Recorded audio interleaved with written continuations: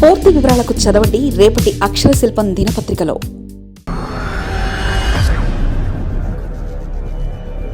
తెలంగాణలో shake hands వద్దు, రేవంత్ సర్కార్ హై అలర్ట్. మార్గదర్శకాలు. చైనాలో మెటాన్యూమో వైరస్ శరవేగంగా విస్తరిస్తున్న ప్రస్తుత పరిస్థితుల్లో తెలంగాణ ప్రభుత్వం అప్రమత్తమవుతుంది. ముందస్తు చర్యలు చేపట్టింది. కేంద్ర వైద్య ఆరోగ్య శాఖ మంత్రిత్వ శాఖ ఇచ్చిన సూచనలకు అనుగుణంగా శరవేగంగా నిర్ణయాలు తీసుకుంది.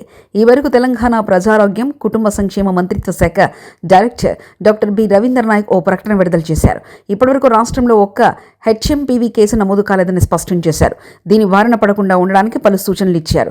హెచ్ఎంపీవీ మరో రెస్పిరేటర్ వైరస్ అని, చలికాలంలో జలుబు, ఫ్లూ తరహా లక్షణాలు కనిపిస్తాయని వివరించారు. ప్రత్యేకించి చిన్నపిల్లలు, వయోధిక వృద్ధులు దీని బారిన పడే అవకాశం ఉందని పేర్కొన్నారు.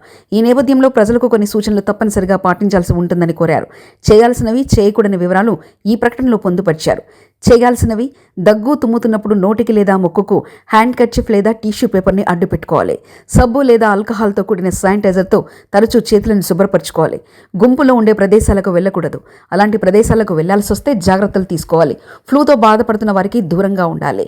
జ్వరము, దగ్గు, జలుబుతో బాధపడుతున్నప్పుడు బహిరంగ ప్రదేశాలకు వెళ్ళకూడదు. గుంపులో తిరగకూడదు.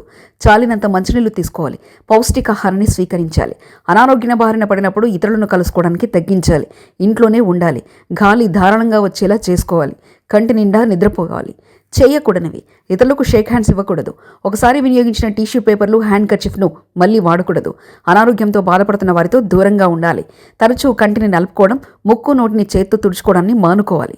బహిరంగ ప్రదేశాల్లో ఉమ్మి వేయకూడదు. డాక్టర్ను సంప్రదించకుండా సొంతంగా ఎలాంటి మెడిసిన్స్ వాడకూడదంటూ సూచించారు.